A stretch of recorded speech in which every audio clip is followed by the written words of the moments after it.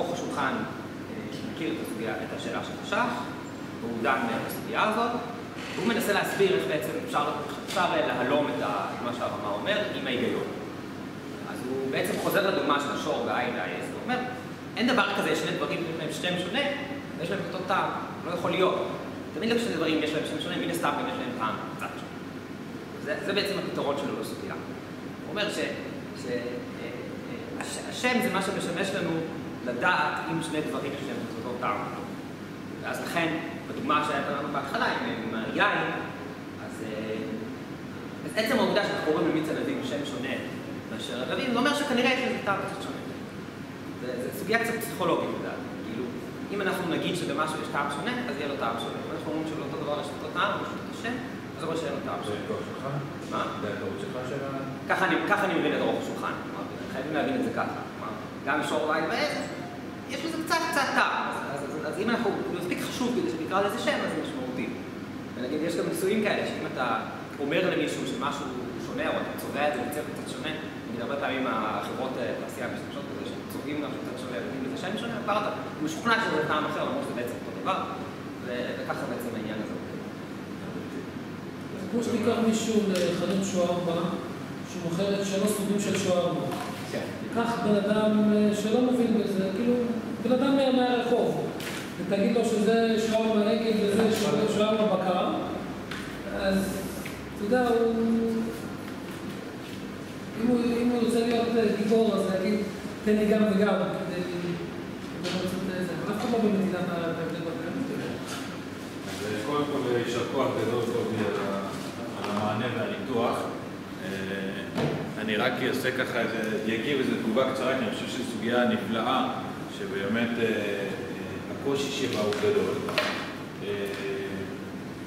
אני אנסה להציג ממש במשפט אחד ולסיים, את המענה שאני ניסיתי לתת לסוגיה. אני חושב שדרך האדם כמשה והרמה. בעצם הסוגיה, כפי שקובי מציג, אנחנו למדנו לפי המערכת שלנו, מין במינו ומין בשאינו מינו, מין במינו זה אותו טעם, מין בשאינו מינו טעם שונה, ולכן פרטנו הטעם כעיקר.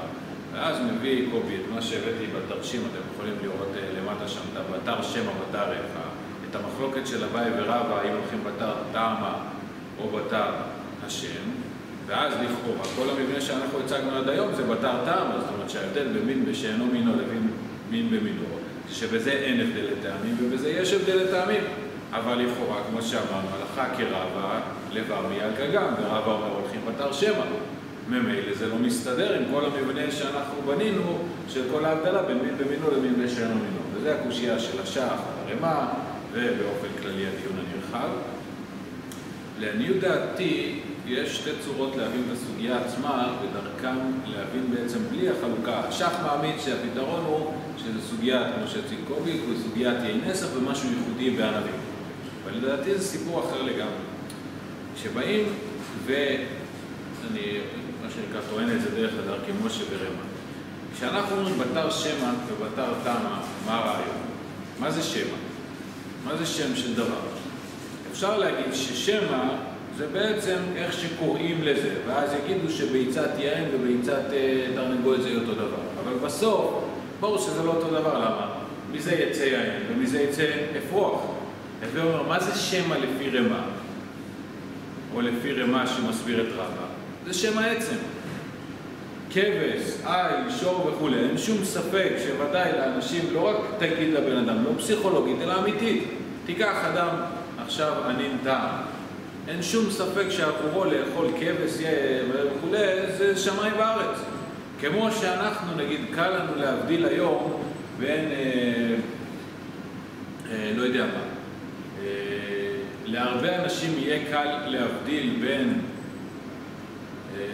סוגי פירות האדם, כי הם רואים אותם כדברים מאוד, כאילו זה משהו מאוד נפוץ באכילה שלנו, אז אנחנו יותר בקיאים. תלכו לבן אדם עכשיו שפעם ראשונה אוכל תפוז וסוג הטעמים שעד היום הוא אכל זה שזיפים ולא יודע מה, אז לא ברור בקלות שהוא יבדיל בין התפוז לתפוזינה, לקלמנטינה, ללא יודע מה, כי זה סוג טעם יחסית חדש. זאת אומרת, ברגע שאתה...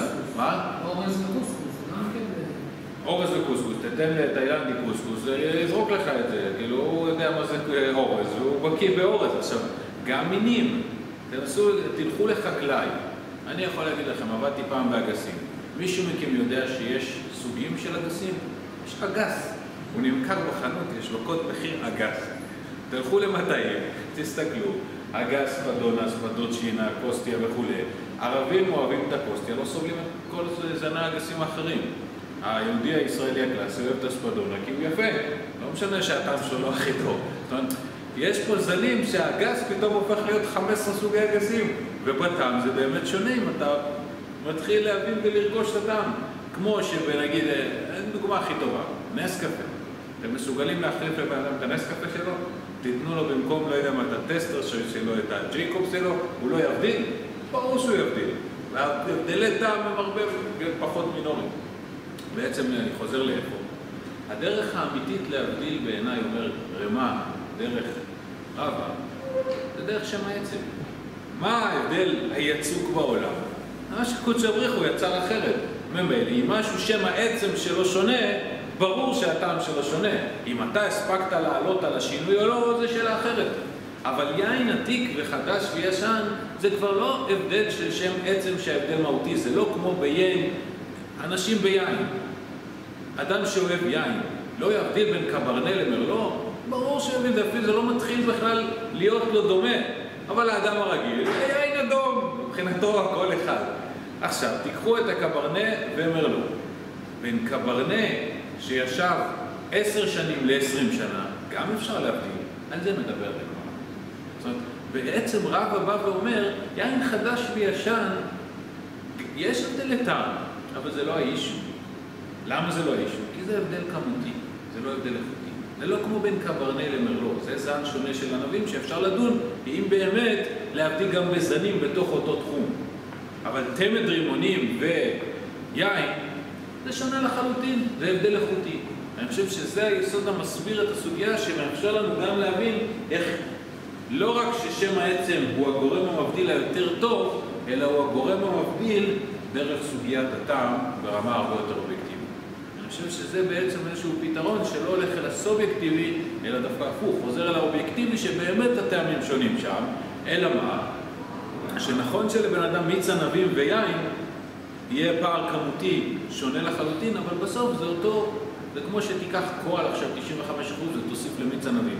ההבדל יהיה כל כך שונה מהזה, כן יהיה שונה, אבל זה הבדל כמותי ולא איכותי. אז עכשיו אנחנו אומרים שכל דבר שטעם שונה, ממש מבין טעם שרופי ולא משמעותי, זה השם. כן, אז לכן אני אומר, דרך כלל אני מחזיר לשם העצם ולא לסובייקטיבי פסיכולוגי של האדם. כן, אבל יישר כוח גדול היה... טוב, ואני עוד פעם